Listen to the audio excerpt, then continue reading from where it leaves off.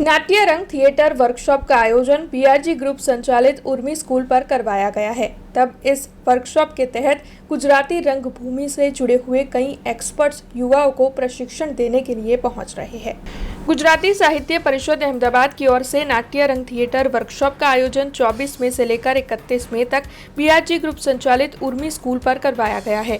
रोजाना गुजराती नाट्य जगत के एक्सपर्ट्स यहां पर युवाओं को प्रशिक्षण देने, मार्गदर्शन देने के लिए पहुंच रहे हैं। तब आज गुजराती फिल्म और रंगभूमि के साथ जुड़े हुए चेतन धानानी रंगभूमि के साथ जुड़े हुए इन नए टैलेंट को मार्गदर्शन देने के लिए पहुंचे।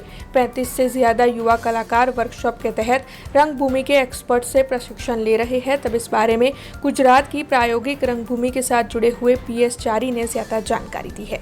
મારું નામ પીએસ ચારી છે અને હું ગુજરાતી પ્રાયોગિક રંગભૂમિ સાથે જોડાયેલો છું.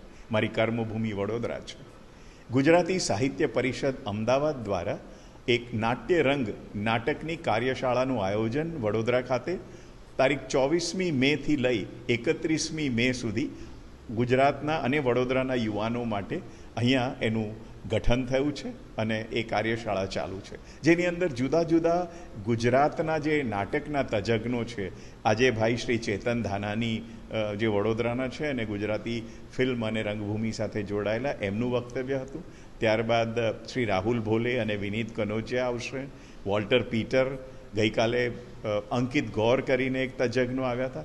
એટલે જેઓ જે રંગભૂમિના કલાકારો વડોદરા સાથે જોડાયેલા છે, એવા બધા લોકોને અમે આ રંગશાળામાં નવા વિદ્યાર્થી અથવા નવા હૌશી નાટ્ય કલાકારોના પ્રશિક્ષણ માટે અમે એમને આમંત્રણ આપ્યું છે અને આ રંગશાળાને ખૂબ સુંદર પ્રતિસાદ અમને મળી રહ્યો છે. અમારે લગભગ 35 યુવા કલાકારો આની અંદર જોડાયેલા છે.